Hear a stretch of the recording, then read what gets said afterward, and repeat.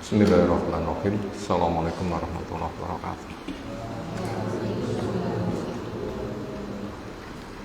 Alhamdulillahirabbil alamin walladzi arsala rasulahu bil huda wa dinil haqq lidhirahu 'ala dini kullih. Fakafa billahi syahida wa asyhadu an la ilaha illallah wahdahu la syarikalah wa asyhadu anna Muhammadan abduhu wa rasuluh. Allahumma shalli ala Muhammad wa ala alihi wa ashabihi wa man tabi'ahum bi ihsanin ila yaumiddin. Ya ayyuhalladzina amanu taqullaha haqqa tuqatih wa la tamutunna illa wa antum muslimun wa ba'du. Fa inna asdaqal hadits kitabullah wa khairal hadyi hadi Muhammadin sallallahu alaihi wasallam, syarrul umuri muhdatsatuha fa inna kulla muhdatsatin bid'ah wa kulla bid'atin dhalalah wa kulla dhalalatin finnar. Ayo ikhwah akraman subhanahu wa ta'ala, alhamdulillah syukur kita hatur kepadanya. Shalawat salam semoga tercurah untuk Rasulnya Muhammad sallallahu alaihi wasallam. Hari-hari yang kita jalani di bulan Masehi, bulan apa ini? Agustus. Di Indonesia ada acara apa? Agustusan. Apa saja acaranya? Reno-reno. Secara umum mengadakan peringatan secara umum atas nama yang dibawa menyukuri kemerdekaan. Perlukah kita merdeka? Jawab, modal dasar, bukan semata perlu, tapi apa? Modal dasar. Kita lahir aslinya merdeka.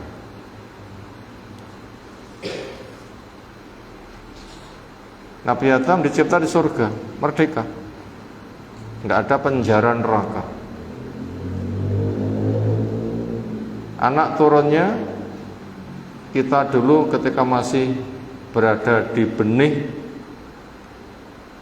juga Allah mengambil persaksian, alastu birabbikum, bukankah aku Rabbmu? Kita sudah memberikan jawaban apa? Qalu bala syahidna. Ketika kita lahir juga sama, kullu mauludin yuladu alal fitrah. Semua bayi yang lahir itu fitrah, suci, bersih, merdeka, gak ada penjajahan. Berubah, nah itu baru ada penjajahan. Siapa sang penjajah yang mengubah keadaan? Abawah biyah. Apa itu maknanya? Lingkungan. Fa abawahu yuhawidanihi au yunasiranihi au yumajisanihi. Maka lingkungan yang akan memberikan pengaruh. Akhirnya yang merdeka berubah jadi apa? Jadi Yahudi, berubah jadi Nasoro, berubah menjadi Majusi. Pertama kali penjajah itu setan.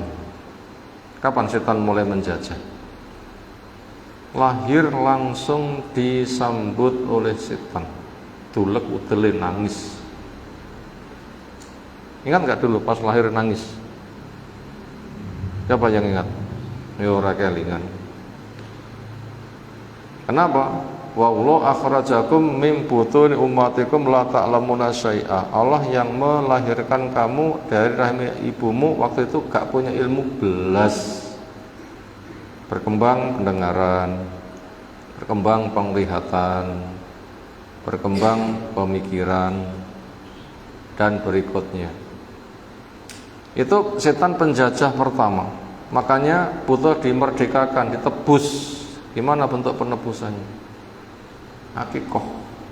Kullu mauludin murtahanun bi akikoti. Semua bayi yang lahir tergadai ditebus dengan akikohnya, hari ke-7. diberi nama, cukur gundul rambutnya, sebobot perak nanti diwujudkan sodakoh, disodakohkan sak gram porong gram. Nah begitu. Kemudian disembelihkan hewan. Itu cara penebusan. Ketika sudah tertebus, maka kemerdekaan harus dijaga. Ketika sudah tertebus, kemerdekaan harus dijaga. Maka orang tua yang punya kewajiban menjaga. Apa perintah Allah Ta'ala kepada orang tua? Punya kewajiban menjaga kemerdekaannya. Perintah Allah untuk orang tua bagaimana? Dipanggil, ya ayyuhalladzina amanu ku anfusakum wa ahlikum naro. Jaga dirimu, jaga keluargamu dari api neraka. Kemudian ketika balik, Allah telah memberikan penjagaan dengan resep dari langit. Wahyu yang diturunkan, nabi yang diutus, perilaku para sahabat sebagai praktek. Kemudian Allah menjamin penjagaannya. Bukan semata Qur'annya murni, sunnahnya terjaga, perilaku para sahabat pun juga demikian, tapi juga Allah jaga para da'i yang ada dari masa ke masa. Itu cara menjaga kemerdekaan ketika dulu kita lahir. Akhirnya dakwah sampai sekarang pun juga terjaga. Qur'annya murni, hadis sahih banyak, jutaan. Athar jejak para sahabat pun juga masih terwarisi. Itu cara menjaga. Makanya dengan cara belajar, berangkat dengan ilmu taksil, ilmu yang berangkat dari usulnya. Ibarat rumah dibangun di atas fondasinya. Perlukah fondasi rumah? Harus. Rumah nggak ada fondasinya gimana? Amblek. Harus kuat fondasinya. Makanya ilmu kita supaya kuat itu ilmu taksil, ilmu usul. Apa itu ilmu usul? Lihat praktek dari Imam Syafi'i. Kenapa? Yang diambil contoh kok Imam Syafi'i? Ya cocok pondok nopo? Imam Syafi'i. Itu punya sejarah besar itu. Sekitar rentang waktu tahun berapa Imam Syafi'i? Sekitar 150 itu kelahirannya. Sampai 200 berapa begitu. Siapa gurunya? Imam Malik di antaranya. Siapa Imam Malik? Anaknya seorang sahabat. Tapi nggak ketemu bapaknya. Kenapa? Anak belum lahir, bapaknya sudah meninggal, dan bapak sahabat terakhir.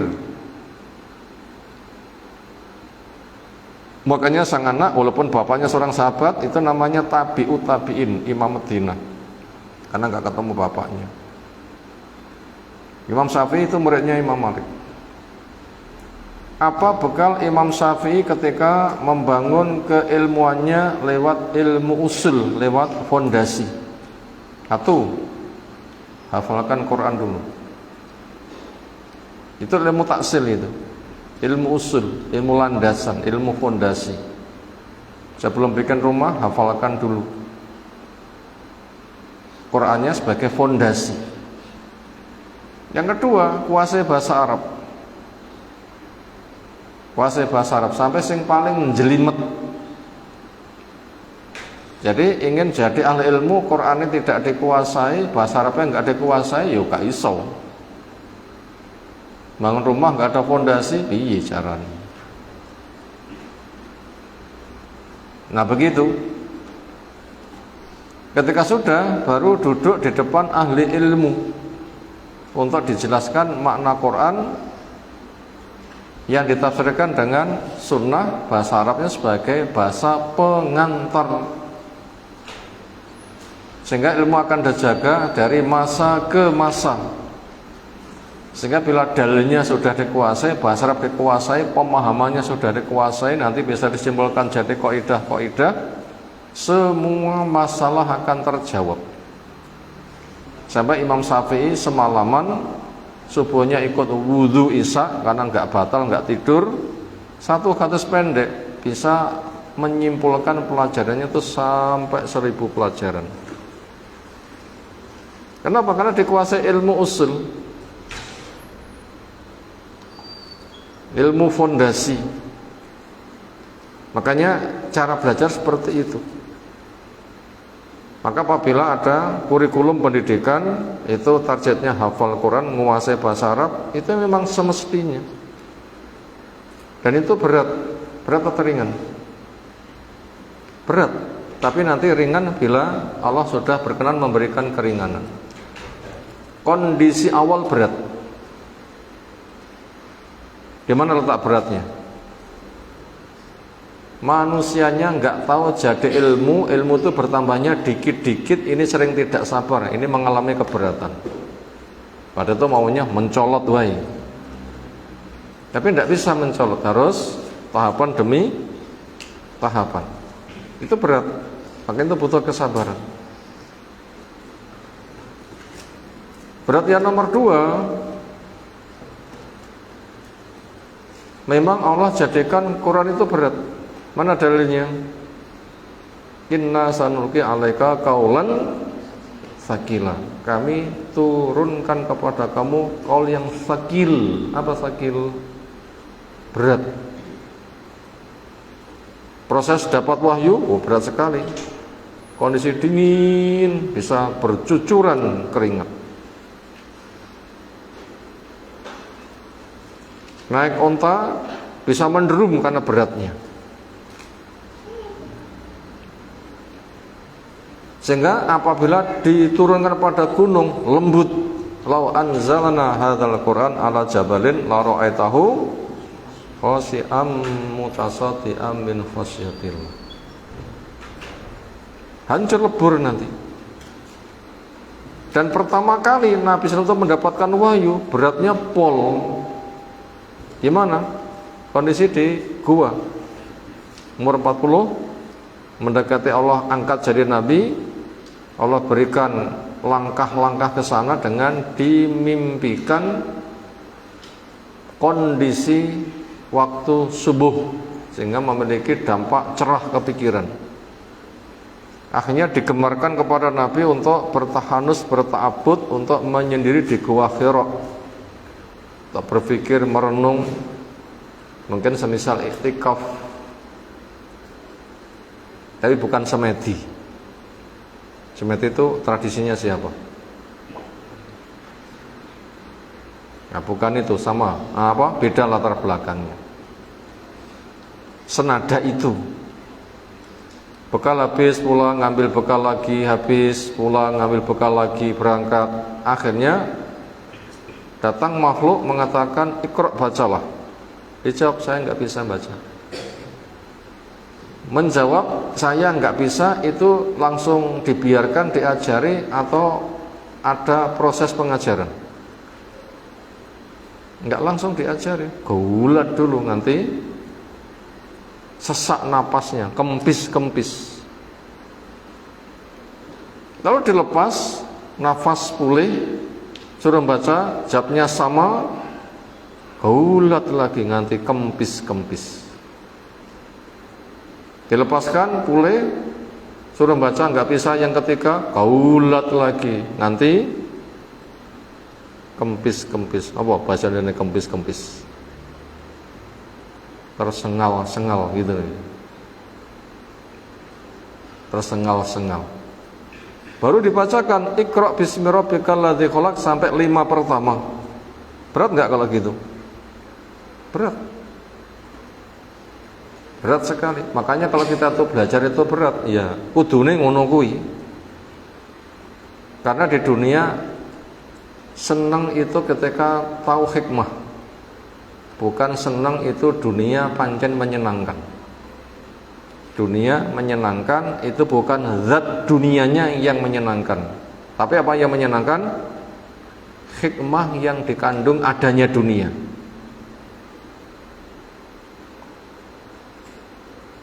Asa itu la biha walakin ma fiha. Kebahagiaan di dunia bukan zat dunianya membahagiakan, tetapi hikmah diciptakannya dunia. Ketika bisa ngambil hikmah, itu yang membahagiakan.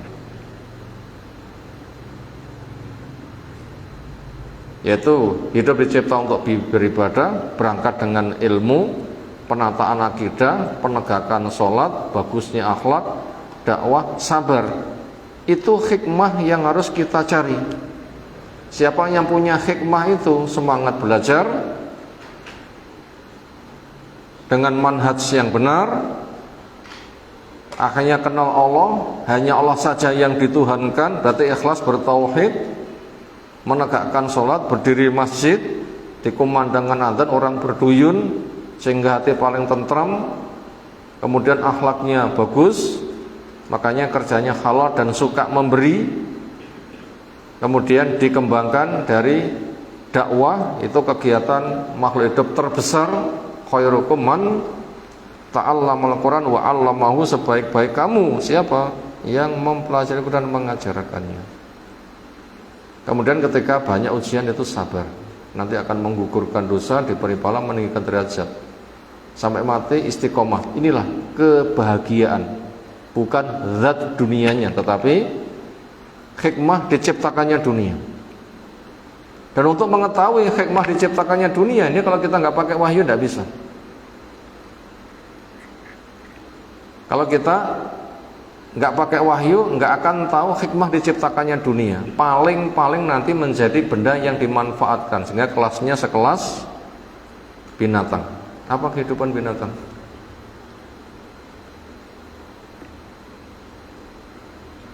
Apa kehidupan binatang? Allah menyebutkan waladina kafaru yatamatta'un wa ya'kulun kama ta'kulu al-an'am. Wong kafir itu seneng-seneng makan-makan seperti hewan. Sehingga yang paling banyak kegiatan orang budal peteng, mulih peteng, golek isine peteng. Bengi peteng-peteng terus tambah dhewe.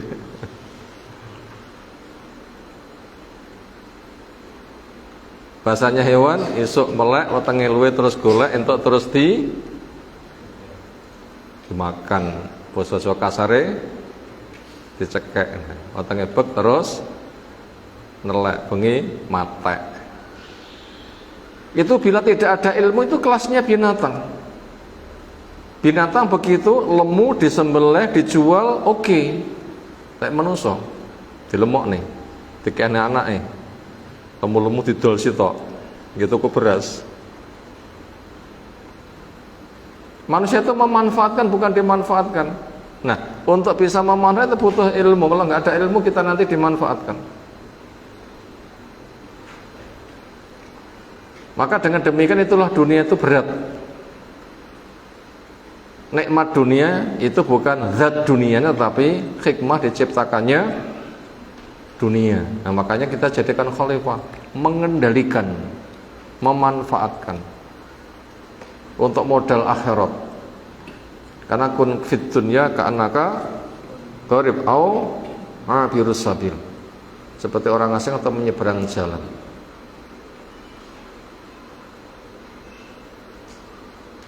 Makanya digunakan untuk menghamba kepada Allah, sehingga Allah menjelaskan wa ma khalaqtul jinna wal insa illa liya'budun, untuk menghamba kepada Allah. Bekal yang paling bagus takwa. Wa tazawwatu fa inna khairaz zati at-taqwa. Cara bekal yang bagus itu adalah takwa. Untuk takwa itu butuh ilmu, tanpa ilmu nggak bisa takwa. Karena takwa itu adalah ittikhadul wiqayah min suftilah wa adabi bifil awamir wajtinabin nawahi. Takwa adalah memasang benteng supaya tidak terkena murka siksa Allah. Benteng itu adalah jalan surga dikerjakan penuh harap, jalan neraka ditinggalkan penuh waspada. Gak mungkin tahu jalan surga neraka tanpa ilmu. Makanya al ilmu qablal qaul wal amal. Ilmu itu adalah yang Allah firmankan, Rasul sabdakan, para sahabat paham dan memperbuatnya. Nah, itu harus ke sana. Dengan begitu nanti akan tahu hikmah, sehingga di situ bisa menikmati dunia, bukan zat dunianya. Kenapa? Kalau zat dunianya semakin dikejar, semakin ketangkap atau semakin ditinggalkan. Dunia semakin dikejar, semakin ditangkap atau ditinggalkan. Semakin ditinggalkan. 0 ke 40 masih naik, 40 ke atasnya semakin nurun. Semakin panjang semakin berkurang. Wa man nu'ammirhu nunakkisu fil khalqi afala yaqilun. Siapa yang kami panjangkan umurnya semakin dikurang-kurangi. 40 itu pol, setelah itu nanti akan menurun. 50 jelas sudah banyak menurun. Swidak menurun. Antara 50 swidak sudah mulai pensiun, ya. Nyapa kok pensiun? Potensinya menurun. Nek guru cek iso swidak, bahkan iso punjul, nek dokter mungkin cek swidak punjul. Ayo 70 ya sudah mulai semakin 100 punjul haras-harasen. 19 nggih anteng ayu, 91 napa? Itulah dunia semakin dikejar semakin ditinggalkan. Orang menikmati makan itu suapan pertama, selebihnya biasa. Selebihnya jadi kotor malah najis.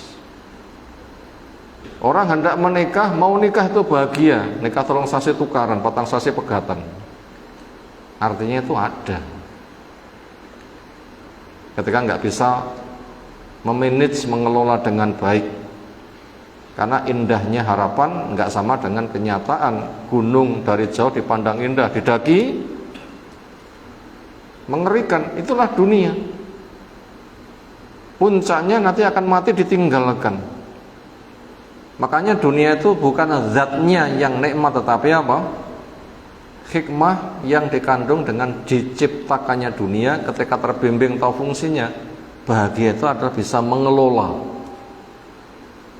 Sehingga cari ilmu itu bahagia, bisa bertauhid itu bahagia, bisa berjamaah itu bahagia, bisa berakhlak mulia itu bahagia, bisa memberi itu bahagia, bisa sabar itu bahagia, bisa menyampaikan Islam, mengajak orang kepada Islam itu bahagia, bisa istiqomah itu bahagia, bisa zikir itu bahagia. Itu bahagianya.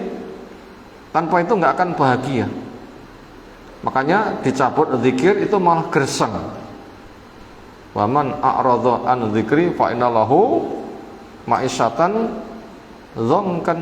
Siapa yang berpaling dari zikirku, dia akan mendapatkan kehidupan yang gersang. Karena zikir itu di hati apa? Bahagia itu di hati. Zikir itu kalau hati itu adalah ikan, zikir itu adalah airnya. Hati digambarkan ikan, zikir digambarkan apa? Airnya. Ikan di air yang bersih, jernih, sehat, berkembang bagus. Airnya keruh, nggak ada airnya. Ada keruh, mati, nggak ada airnya. Ada keruh, mabuk, nggak ada airnya, mati. Maka zikir itu harus. Nah, itu kesana. Makanya bahagia itu di hati, zikir itu merupakan penyejuknya. Maka daripada itu, dunia kita cari sebatas sarana. Lek wis ngyopo. Nah begitu, untuk memandirikan diri, memandirikan keluarga, untuk memberdayakan generasi ke depan, untuk membantu tolong menolong untuk tegaknya agama ini dengan peran yang diemban, peran penyampai ilmu atau peran penyokong dana atau peran sebagai panitia atau peran sebagai pensukses. Ya nanti akan mengerucut fungsinya sama dengan peran berbeda-beda.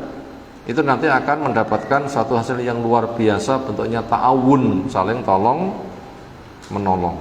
Semuanya berangkat dengan kunci ilmu. Makanya yang masih masuk generasi muda lapar dalam ilmu usul,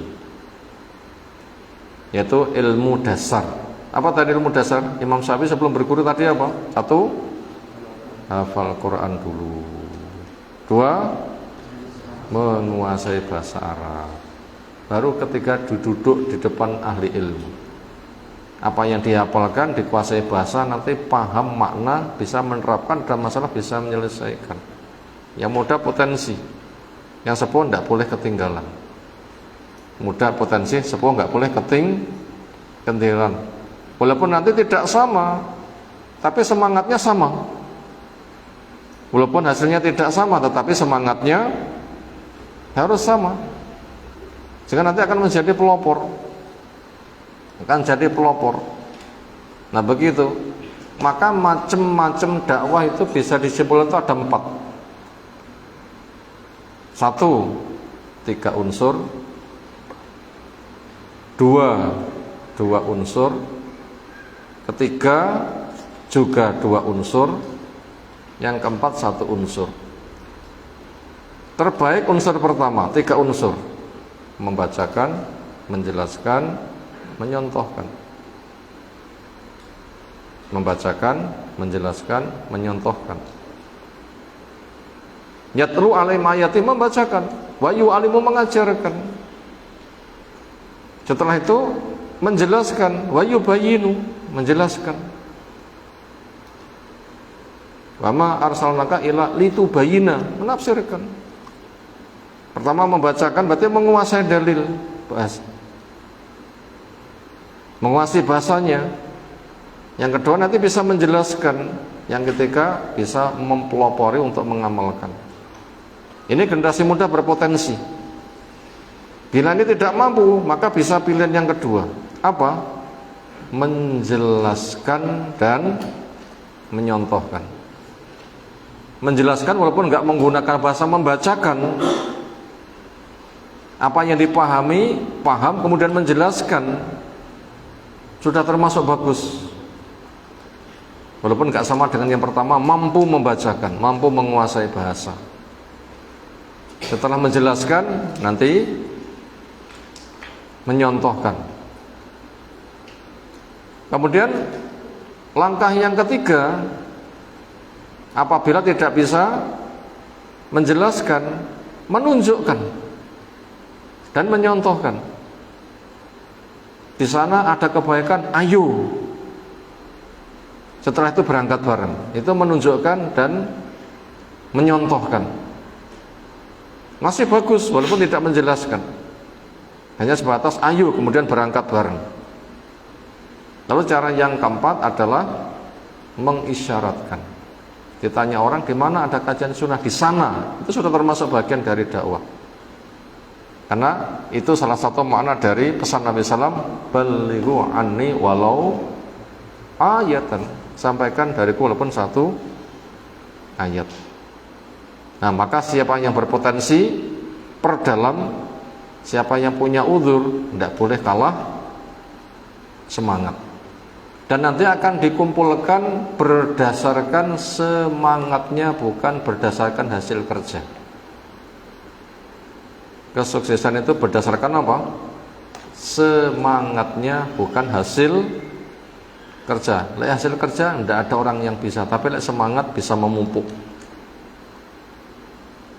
Hasil kerja nggak bisa, tapi kalau semangat bisa memupuk. Kenapa? Inti sari dakwah itu adalah secara pribadi paham, secara pribadi bisa mengamalkan, secara sosial bisa menjelaskan. Siapa yang paham, sukses. Mengamalkan, sukses. Menjelaskan, sukses. Gelempora, embuh.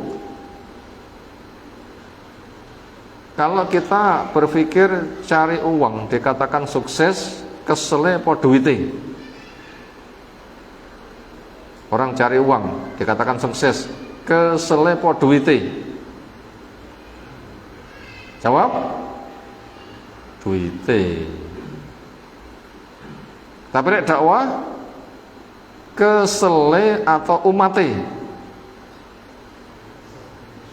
Kesele. Umatnya gak iso. Nabi Nuh bisa mengimankan istrinya, anaknya, pada dakwah 950 tahun. Sing derek mek sak perahu 80 atau berapa? 950 tahun loh ya. Ini kira-kira hitung-hitungan bisnis sumbut nggak? Jedot. hitung-hitungan bisnis itu jedot. Nah, karena dakwah itu bukan hitung-hitungan bisnis, tapi menyampaikan itu intisari dari dakwah. Pribadi paham, pribadi beramal, sosial menjelaskan, nganti mati. Sudah, itu tugas itu memang al-balagh. Maka Nabi Ibrahim juga nggak salah, bapaknya nggak beriman.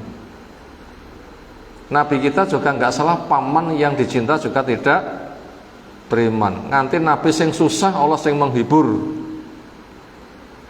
Maunya Nabi, pamannya beriman, tapi tidak bisa. Makanya Allah tidak menuntut, justru Allah itu menghibur.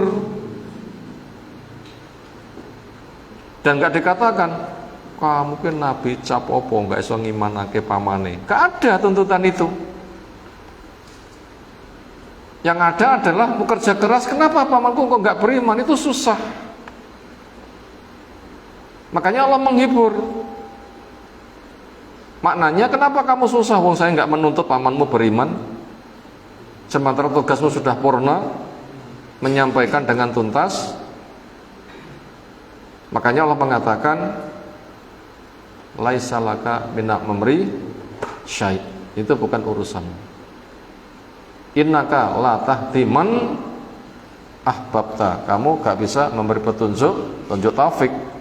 Nggak iman jadi iman, itu bukan kewenanganmu. Walaupun itu orang yang kamu cinta. Makanya kalau dakwah itu nilainya berada pada semangat. Berada pada semangat. Semangat apa? Semangat cari ilmu. Semangat apa? Semangat menempuh manhaj yang benar. Quran ditafsirkan dengan sunnah pemahaman para sahabat. Semangat apa? Semangat mengamalkan ilmu. Sahabat itu kalau beramal semangat ya. Nganti jamaah gak bisa jalan dipapah. Kalau kita jadi alasan, nyapa ketok. Jadi sikile linu ki duwemen malahan. Jadi tekone nyapong ini bentuk alasan ya.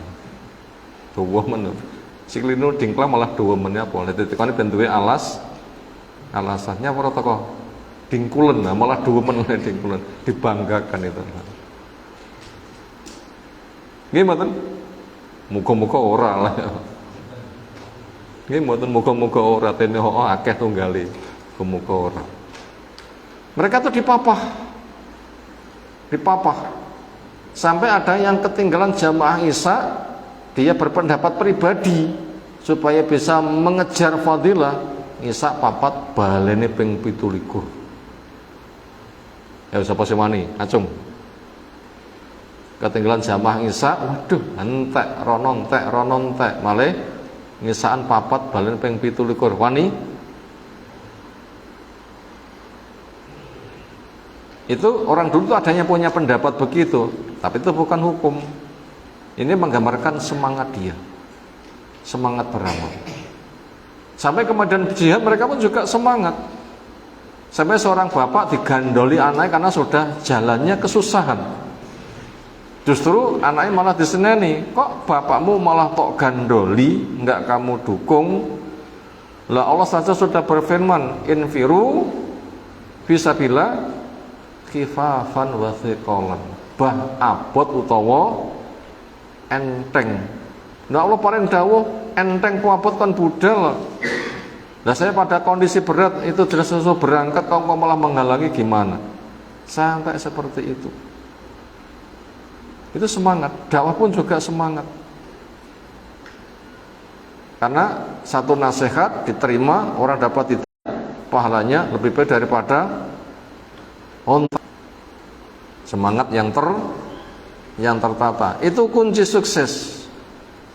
Makanya carilah ilmu, pahamilah ilmu. Mintalah kepada Allah memiliki rasa tertarik, kebaikan pengen ngelakoni, kejelekan pengen ninggal lagi.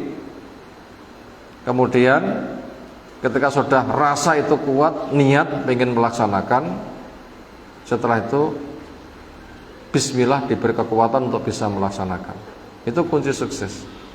Sampai hijrah masih melangkah kok mati, sudah dia menjadi muhajir sempurna pada sisi pahala. Makanya Allah menjelaskan wa may yuhajir fi sabilillah summa yudril mautu faqad waqa ajruhu ala Allah au kama qala ta'ala. Siapa yang hijrah di jalan Allah, di tengah jalan dijemput kematian, melangkah mati, pada itu langkah untuk hijrah. Berarti sudah punya ilmu, sudah paham, sudah tertarik, sudah punya niat, sudah berusaha, cuma satu langkah mati. Apa fadilahnya? Kayak mancing urung bayaran. Bayaran belum? Mancing bayaran belum? Belum. Belum, mancing belum bayaran, kerja belum bayaran. Tapi kalau hijrah sudah waqat waqa'a ajruhu ala Allah, dijamin. Nah, ini yang penting untuk kita semuanya. Itu semua dalam rangka menjaga kemerdekaan, supaya kita merdeka dari kemalasan, merdeka dari belenggu setan, merdeka dari kebodohan. Kalau gitu merdeka kapan kita jaga? Setiap detik, bukan momen-momen tertentu, tapi merdeka kita jaga setiap detik. Sampai kapan? Sampai mati. Sampai kapan? Sampai mati, bukan sampai momennya habis, bukan, tetapi sampai mati dengan husnul khotimah. Itu betul-betul merdeka. Makanya ketika ada orang mukmin yang meninggal, apa komentar Nabi? Mustarih. Wong kafir sing mati, apa komentar Nabi SAW? Mustaroh. Ketika ditanyakan apa makna mustarih karo mustaroh, untuk mustarih buat mukmin, dia diistirahatkan dari beban-beban dunia. Sekarang tinggal menerima balasannya. Merdeka kan? Betul-betul merdeka. Itu asli merdeka. Bukan teriakan yang semata digemborkan, yang kadang sambil diiringi dengan kemaksiatan. Bukan itu kemerdekaan.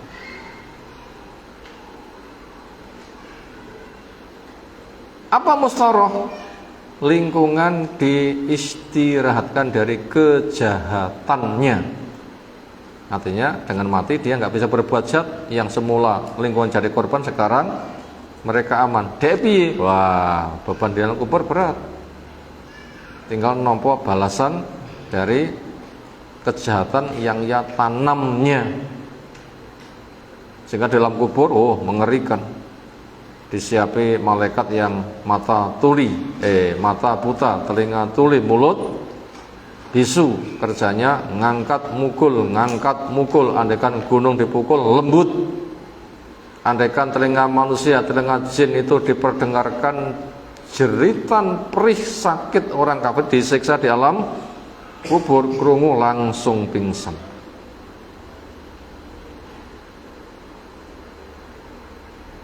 Disitulah kita butuh mengenal yang namanya kemerdekaan.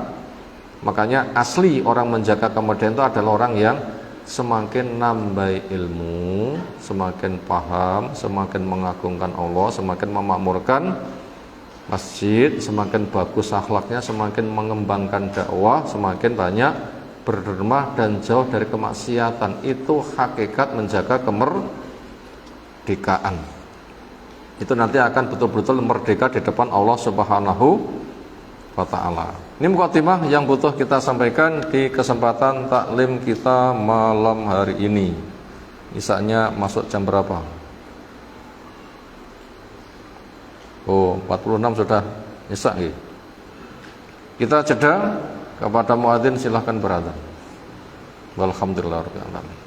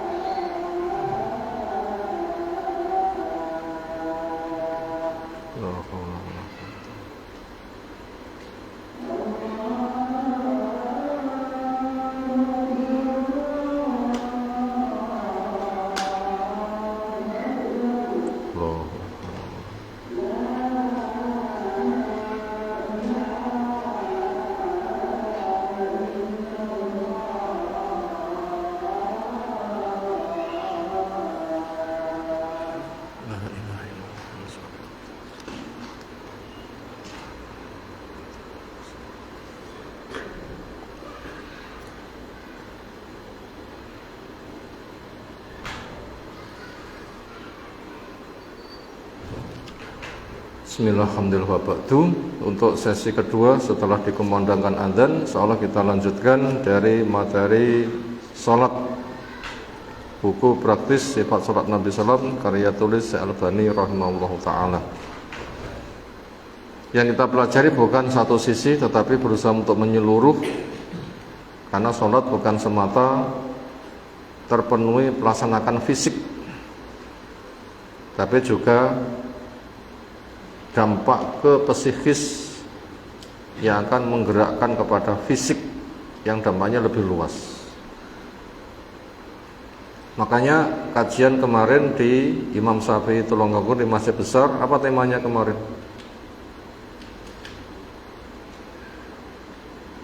Temanya pengobatan penyakit halu. Innal insana khuliqa halu'a idza masahu syarru jazua wa idza masahul khairu manu'a. Apa itu halu? Lek susah berkeluh kesah, lek seneng kikir. Wis ora enak penake ya. Lek susah sambat, lek seneng cedhil. Napa penake? Pengobatannya ada 8 poin. Diawali sholat, diakhiri sholat. Tengah-tengah tentang harta, takut siksa, diperkokoh iman pada hari akhir, jaga kehormatan, penegak bukti, penegak saksi. Itu bagian tengah. Tapi berangkatnya sama finishnya adalah sholat. Karena orang yang akan selamat dari penyakit itu adalah orang yang illal musallin, mereka yang sholat. Salat pertama dengan ala salatim daimun, salatnya tegak. Terakhir ala salatim yuhafizun, menjaga. Setidaknya dengan merujuk dua tafsiran Qurtubi dan Fathul Qadir Imam Syaukani yang terbaca syarahnya kemarin, yang terkaji, itu bisa disimpulkan sebagai tekan pokoknya daimun itu adalah menegakkan praktek sholat, yuhafidun fungsi sholat. Tegaknya sholat diawali dengan syaratnya sholat, rukunnya sholat, wajibnya sholat, sunnahnya sholat, kesempurnaan syarat, terpenuhnya yang wajib, mengenal bahasanya sehingga bisa khusyuk, jamaah prakteknya, itu masuk pada wilayah daimun, pengerjakannya tegak. Tetapi ternyata bukan itu saja, tapi sholat yang yuhafizun, bagaimana dampak ke psikis membuahkan perilaku sesudah sholat, sehingga sholat yang ia tegakkan tidak sampai mahbud, batal. Karena sholat yang tidak ada dampak itu masuk kategori ungkapan man la tanhahu sholatu anil fahsyail munkar fala sholata lahu. Barang siapa sholat tetapi tidak mempengaruhi, akhirnya tertinggal perbuatan keji dan mungkar, sholat yang enggak ada dampaknya, itu dikatakan la sholata lahu. Berarti itu fungsinya itu mahbud, khabito. Apa khabito? Khabitot a'maluhum, mahbud, gugur, sehingga akan mendapatkan ancaman wailul lil musallin, celaka. Nah, itu ke sana. Kalau begitu, dampak ke psikis apa sholat itu? Satu, tentram jiwa. Karena sholat termasuk zikir yang paling besar. Ala dzikrillah tatmainu al-qulub, zikir hati tentram. Sholat zikrullahi akbar. Nomor dua, dampak sholat ke psikis selain tentram jiwa apa? Punya harapan nanti cahaya di padang mahsyar. Ini akan mempengaruhi psikis yang kuat, karena di padang mahsyar itu gelap. Apalagi neraka yang paling panas gelap dan mesti lewat di atasnya. Makanya itu butuh cahaya. Makanya orang munafik teriak-teriak, anzirna naktabis min nurikum, tunggu kami numpang cahayamu. Asyik suruh berbalik, ambil di belakang sana, lalu dipasang tabir. Orang beriman berjalan dengan penuh cahaya, orang munafik tertutup. Itu dampak ke psikis, akan menjadi pencahayaan. Kehidupan sehari-hari nanti akan terbimbing, hatinya bercahaya. Makanya wajahnya orang itu akan ceria. Ta'rifu fi wujim min atharis sujud. Kamu kenal di wajah itu ada bekasan sujud. Apa bekasan wujud? Keceriaan hati. Bukan nek dahi ini warna hitam, bukan. Nek dahi warna hitam itu usuk-usuk ya ireng lho ya. Di lipstick nanti dipacai apa iso ireng. Tapi kamu kenal di wajah itu ada bekasan sujud, adalah keceriaan hati tampak semringah. Kenapa? Zikir. Itu dampak ke psikisnya. Kemudian dampak ke psikis lagi, selain ketentraman jiwa, wajahnya akan bersinar, kemudian akan menjadi cahaya nanti di padang mahsyar, di hari kiamat. Yang keempat akan menjadi kunci hisab. Surat api kabeh, surat elek, surat sunnahnya ada enggak pendongkrak. Kayak enek celaka. Nah enek nanti akan sing kurang ditembel dengan sholat sunnah. Dampak psikis berikutnya, punya alasan bisa sujud ketika ketemu Allah di padang mahsyar. Sapa sing ketemu Allah bisa sujud, tandane selamat. Tapi enggak iso sujud, boyoke mbegegek, ugek-ugek, ranguntek. Ditekuk ora kena kaya papan cor. Tidak perlu gedene pinten papan cor niku nggih.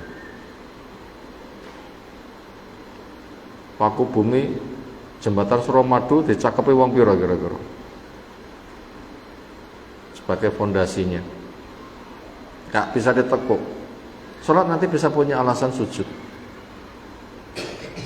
Itu dampak ke psikis. Ketika psikisnya sudah bagus, nanti akan memudahkan untuk melaksanakan kebaikan yang salat tanha anil faksai wal mungkar. Salat akan mencegah perbuatan keji dan mungkar. Keji mungkar di depan Allah berarti tidak syirik.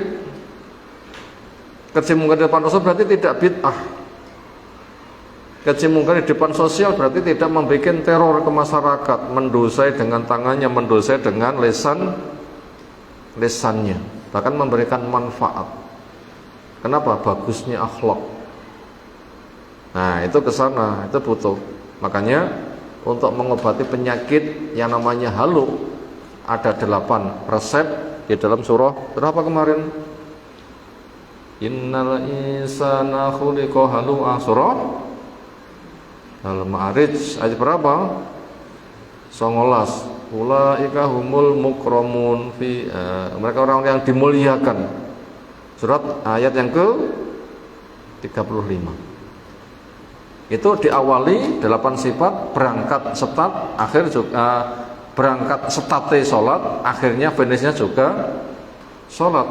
Setatnya salat yang daimun, praktek pelaksanaannya benar, diakhiri fungsi salat bisa dipraktekkan dengan benar. Itu nanti akan terobati. Nah, itu ke sana. Makanya salat harus kita fungsikan ke sana, bukan sebatas bener prakteki, tapi juga harus ke dampak jiwa, nanti akan membuahkan perilaku, karena jiwa yang baik membuahkan perilaku yang baik.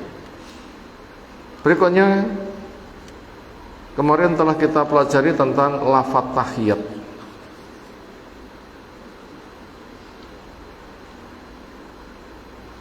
Dilanjutkan dengan sholawat pada Nabi, dilanjutkan sholawat kepada sesama makhluk orang soleh, lalu ungkapan syahadat. Tahiyat pengakuan Allah adalah yang memiliki kehormatan menetapkan syariat. Kemudian doa dan taat, semuanya hanya kepada Allah. Lalu memperbanyak sholawat syukur kepada Nabi yang telah mengejar. Konsekuensi bersolawat adalah mempelajari ilmu Nabi, mengamalkan dengan cara Nabi, melaksanakan perintah Nabi, menjauhi larangan Nabi, membenarkan berita Nabi, memperbanyak sholawat kepada Nabi, melanjutkan dakwah Nabi. Itu praktek dari apa? Konsekuensi sholawat. Kepada sesama mukmin saling mendoakan. Itulah ikrar syahadat la ilaha syahadat Muhammadur Rasulullah. Makanya ketika kita sedang membaca tahiyat itu supaya direnungi. Sehingga nanti apa yang kita lafadzkan, kita paham, nanti akan meresap ke jiwa kita. Berikutnya masuk kepada poin 145 sesudah tasyahud, membaca doa sholawat yang lafadznya berikut. Allahumma sholli ala Muhammad wa ala ali Muhammad kama shallaita ala Ibrahim wa ala ali Ibrahim innaka Hamidum Majid. Allahumma barik ala Muhammad wa ala ali Muhammad kama barakta ala Ibrahim wa ala Ibrahim innaka Hamidun Majid. Ya Allah, berilah salawat kepada Rasulullah Muhammad sallallahu alaihi wasallam dan juga kepada keluarganya. Siapa yang dimaksud keluarga? Keluarga nasab atau keluarga seagama? Keluarga seagama. Mungkin ada yang seagama dari nasab atau bukan nasab, semasa atau tidak semasa. Bila kita sejalan dengan Nabi, kita salah juga termasuk mendapatkan fungsi doa sholawat ini. Apa makna sholawat? Satu, sanjungan. Allah memberi sholawat berarti memberi sanjungan. Dua, Allah memberi sholawat berarti memberi tazkiyah, rekomendasi, pernyataan kebaikan. Yang ketiga, Allah memberi sholawat berarti memberikan ampunan, Yang keempat, Allah memberi sholawat berarti memberikan rahmat. Siapa yang mendapatkan sholawat dari Allah berarti disanjung, direkomendasi sebagai orang baik, diampuni dosa dan dirahmati. Penting kalau begitu sholawat itu. Dan ini selalu dibaca oleh orang yang sholat dengan Allahumma sholli ala Muhammad wa ala ali Muhammad. Kama sholaita ala Ibrahim wa ala Ibrahim, bagaimana engkau memberi sholat kepada Nabi Ibrahim dan juga keluarga Nabi Ibrahim. Apa hubungannya secara hikmah faidah nama Nabi kita di dalam sholawat kok digandengkan dengan Nabi Ibrahim? Jawab, Nabi Ibrahim peletak dasar Nabi kita yang melaksanakan, menyempurnakan. Sampai haji, siapa peletak dasarnya? Nabi Ibrahim. Tauhid, Nabi Ibrahim. Dikenal sebagai bapaknya para nabi, bapaknya para rasul.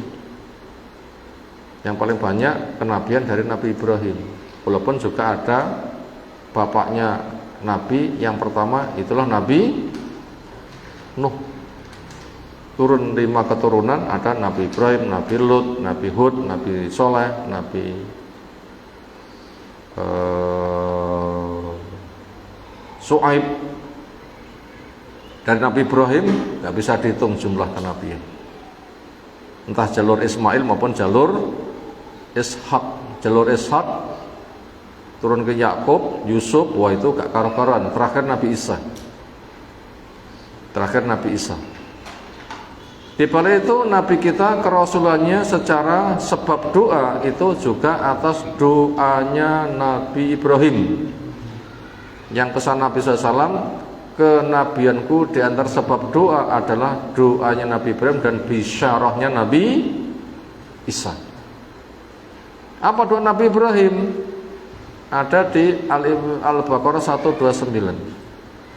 Ketika sudah membangun Ka'bah, kedepannya supaya selalu ada pemakmur, wa ba'as fihim rasulam min anfusihim yatlu alaihim ayatika wa yulmul kitab wal hikmah, dan seterusnya.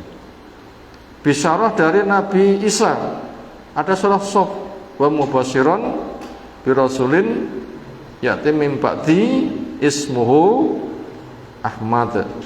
Itu rangkaiannya disebut Nabi kita, Nabi Ibrahim itu sangat erat sekali. Allah mengendaki, itulah sholawat.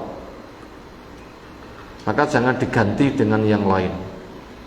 Adakah sekarang pengganti sholawat?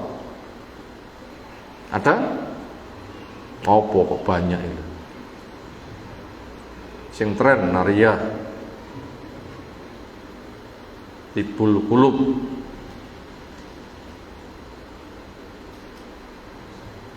selawat Badar, selawat Jibril. Gak boleh. Nanti akan menghilangkan yang asli, terpakai imitasi, umat akan dihapusi. Hilang asli, terpakai imitasi, umat dihapusi. Promosi selawat ditandangi, hasilnya tidak ada. Kenapa? Palsu. Makanya selawat itu sudah pasti, nggak boleh diganti dengan yang lain. Innaka hamidum majid, engkau maha mulia lagi maha terpuji. Demikian juga Allahumma barik ala Muhammad wa ala Muhammad, berilah berkah kepada Nabi Muhammad juga kepada keluarganya. Kama barakta ala Ibrahim wa ala Ibrahim, sebagaimana memberikan berkah kepada Nabi Ibrahim dan keluarganya. Apa itu berkah? Ciri khas berkah, kebaikan. Banyak, semakin berkembang, caranya mudah. 4 ciri berkah. 1, kebaikan. 2, banyak. 3, semakin berkembang. 4, didapatkan dengan cara yang mudah. Benar, itu cara yang mudah. Makanya walaupun sedikit berkah cukup. Makanya walaupun sedikit berkah itu cukup. Makanya kita butuh berkah. Caranya harus halal, harus berilmu, harus ikhlas, harus sunnah. Nanti akan diberkahi. Berikutnya 146, bila Anda hendak meringkas maka Anda mengucapkan. Ini contoh selawat yang diringkas.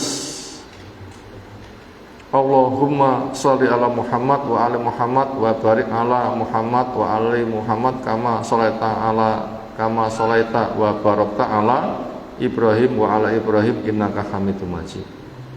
Ini mau diringkas ini boleh. Ya Allah, berilah salawat kepada Nabi Muhammad dan keluarganya, dan berilah berkah kepada Nabi Muhammad dan keluarganya, sebagaimana Engkau memberikan salawat dan berkah kepada Nabi Ibrahim dan keluarganya. Sesungguhnya Engkau maha mulia lagi maha terpuji. Itu salawat yang model ringkesan. Mau baca itu silahkan. Berikutnya 147, kemudian memilih di dalam tasyahud ini doa yang disukainya dari doa-doa yang orang berdoa dengannya kepada Allah. Artinya di dalam tahiyat awal maupun akhir bila isinya sama boleh. Yang dibaca di dalam tahiyat awal maupun akhir isinya sama, hukumnya apa? Boleh. Ada berapa macam? 3. 1 tahiyat, 2 selawat, 3 doa. Awal maupun akhir bila mau disamakan boleh. Yang akhir 3 ini kayak mesti. Yang awal bila mau ringkas boleh diringkas. Apa? Yang awal boleh diringkas. 1 mungkin tahiyat saja, enggak ada sholawat, enggak ada doa. Yang kedua tahiyat dan sholawat, doa enggak dimasukkan. Yang ketiga tahiyat, sholawat dan doa. Itu boleh. Daripada itu mana yang dipilih? Lihat kondisi. Bila kondisinya longgar silahkan lengkap dan tidak usah tergesa-gesa. Tapi bila kondisinya ada kerepotan, terbatasnya waktu, itu boleh lebih diringkes. Karena ketika kondisi itu belum memungkinkan, standar belum bisa dikerjakan, maka di sana ada rukhsah. Masalah pahala sesuai kebiasaan. Bila biasanya ajek sempurna, selagi tidak ada halangan ia jaga ajek sempurna. Kalau ketika ada halangan syar'i terpaksa tidak bisa sempurna, nanti pahala dibikin sama.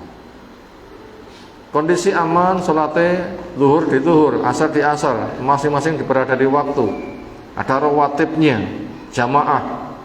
Itu ketika nggak ada halangan itu ajek. Satu kesempatan ada halangan, nanti boleh. Hujan terus redane kok khawatir gak entek-entek. Nanti zuhur sampai asar potensinya kok panjang, nanti berat, ya jamak boleh sesekali karena hujan yang super deras. Kasus yang lain mungkin safar, akhirnya yang 4 jadi 2, nanti pahalanya sama. Akhirnya sunahnya nggak dikerjakan kecuali sholat malam dan qobliyah subuh. Kenapa? Memang contohnya begitu. Walau safar, sholat malam tetap, qobliyah subuh tetap, walaupun yang 4 menjadi 2. Kenapa? Ibadah dengan contoh.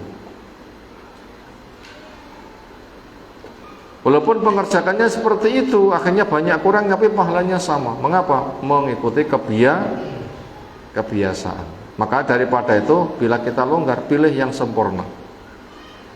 Coba mendapatkan nilai yang sempurna. Bila ada halangan syar'i, nggak bisa sempurna, nanti pahalanya dianggap sempurna. Ini kemudian ya Allah berikan kepada kita semuanya. Mungkin itu yang kita kaji di malam hari ini. Setelah kelanjutan pembahasan kita kaji menyusul. Semoga Allah Ta'ala berikan ilmu bermanfaat untuk kita semuanya. Dan tanggapan silakan.